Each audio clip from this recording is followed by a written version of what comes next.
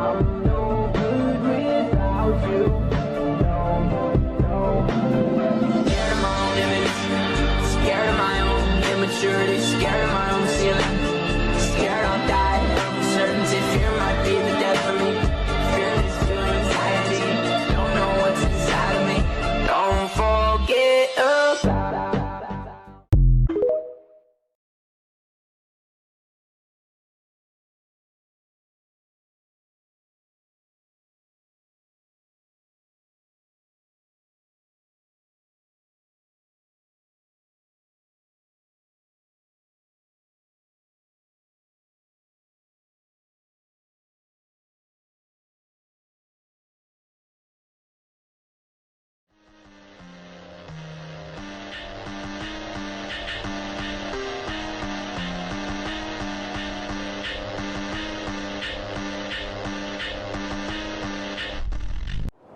Bow.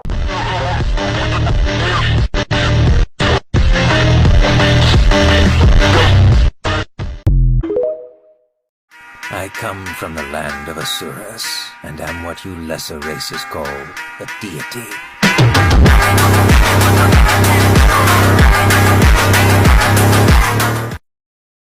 There would come a time when we would have to tell Arthur everything about his bond, about Lady Sylvia's daughter and the lineage she held.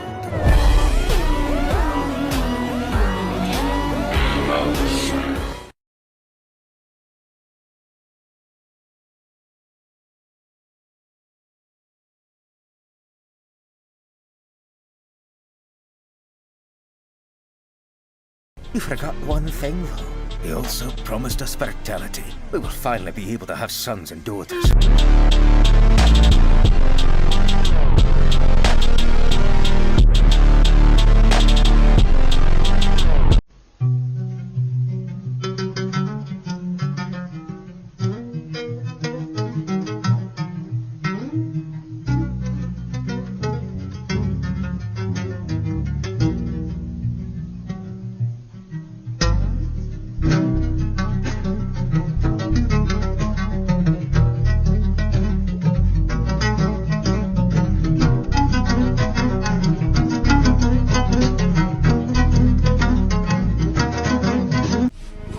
Things are changing on this continent.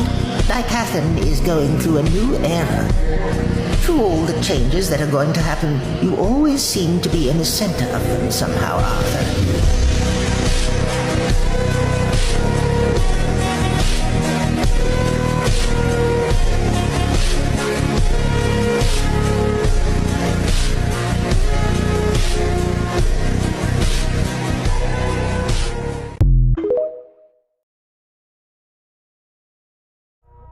Do not make him your enemy, Cynthia. If treated with trust and respect, he will become the greatest ally. But if betrayed, he may be the cause of this continent's demise.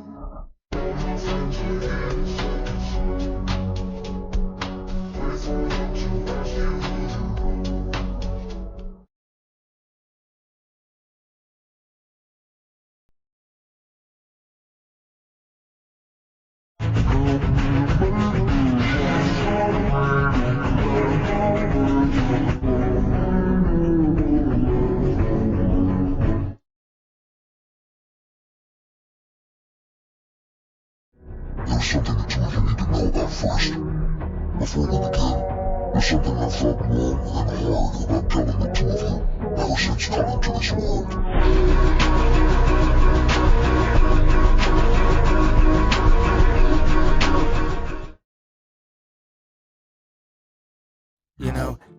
I never had any memories of family in my old world. Growing up in an environment where no one truly loved me, and in turn being callous and distant to everyone, made me an unrivaled fighter, but a crappy person. Ever since I came to this world, the two of you, my parents, and later Ellie, taught me something I'd never known. I may not be the strongest fighter or mage in this world, but I'm a hell of a lot better person now than I ever would have been in my previous life. Sorry for the hurt I caused you. Thank you for making me a better man, and thank you for loving me as a son, without turning to face my father, put away the muffled sobs of my father behind me. I struggled to keep my own tears back.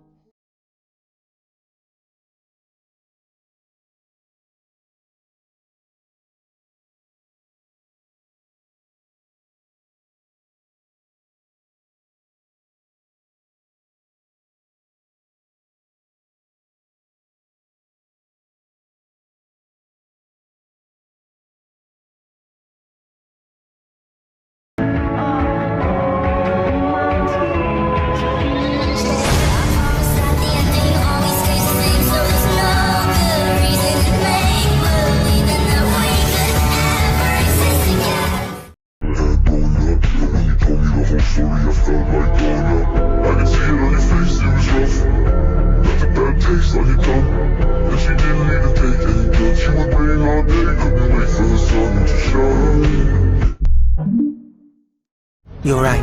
I forget at times that the boy is your own age. Arthur is an anomaly of an entirely different sort, no doubt. I can only imagine what he will be like when he comes back after training with the Asuras.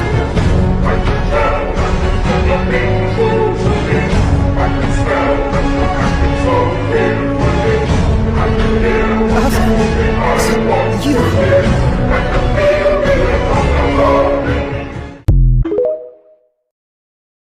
The difference in our abilities is vast enough that I am unsure why you would need us. Can't you simply go to the continent of Alacrya and defeat the Vritra? A battle of that magnitude would undoubtedly level the world.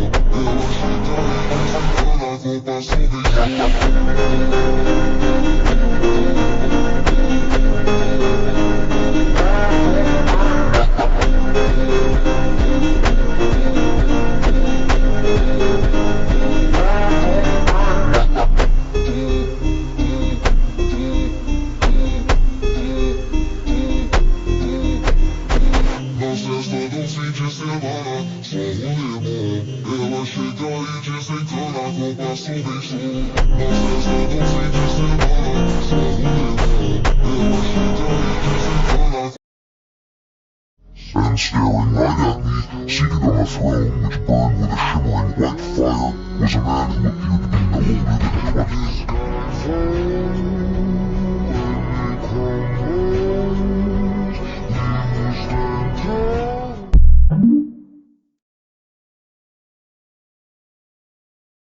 I truly pity you, child. You have such an overwhelming potential for greatness, but your capacity is hindered by something you cannot control. You possess the ability to manipulate all four elements, and have gained both a dragon's will and the realm heart physique, but you are still a human.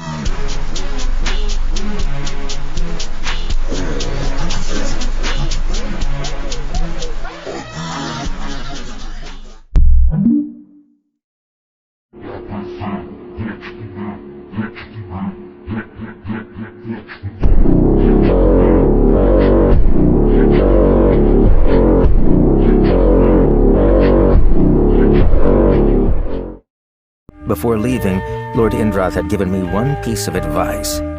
Oddly, he had activated his ether ability, freezing time for everyone present, even his wife, except for the two of us. And he had left me with a cryptic message. It's wisest to close your heart to the elf princess.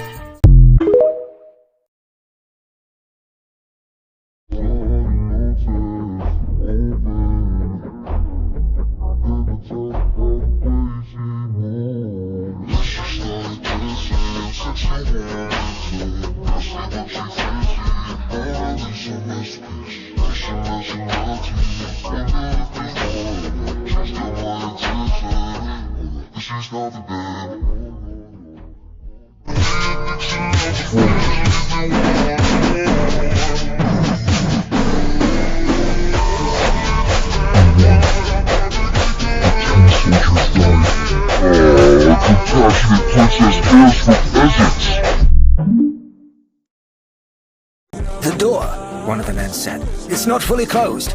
Open it, he ordered, bracing for combat with whatever lay in wait on the other side. For a brief moment, not a single word was spoken. The entire band of soldiers, ready to fight for their lives, stood frozen, jaws slack. A hill of corpses loomed high above us, and a lone man sat atop it. His arms rested on the hilt of a thin, teal sword. Time itself seemed to slow as our leader dropped the thin blade in her hand. Then she uttered a single word that left me more overwhelmed than the man sitting on top of the mountain of corpses.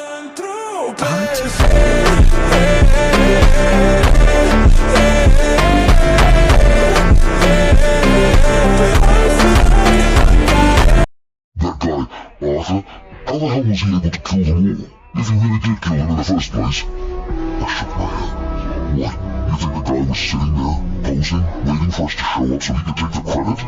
Well, I'm not sure about that, but I mean, it's not natural.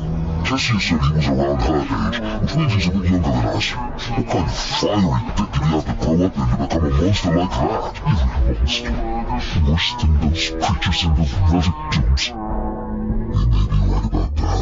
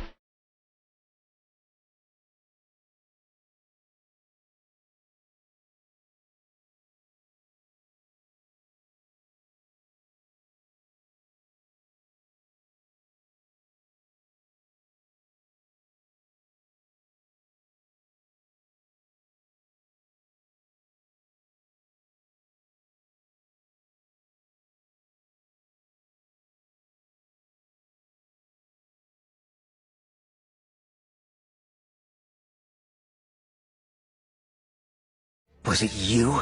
Were you the one who killed Alea? What was that, Pop? The lance in the dungeon, who had all her limbs cut off before dying, I clarified, my voice icy. Ah, that pretty little elf. What if it was me, brat? You should have heard her scream. Almost made me want to not kill her. Aldir caught my gaze and prepared to lift me up with his aura, but I stopped him. Sending ice, lightning, and wind attribute mana into my palm, I raised my arm and whipped around to face Uto. The thin, translucent beam of fused elements pierced the narrow gap between the two Vitra, creating a crackling gale in its path. The ray shot past them and into the water, and the ocean split from the force of my spell. The waves instantly froze over, then a current of electricity shattered the ice into shards of sparkling glass.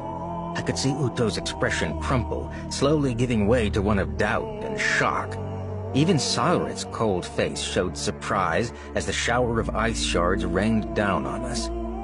Whether or not we decide to proceed with the war, I really hope to meet you again, Uto.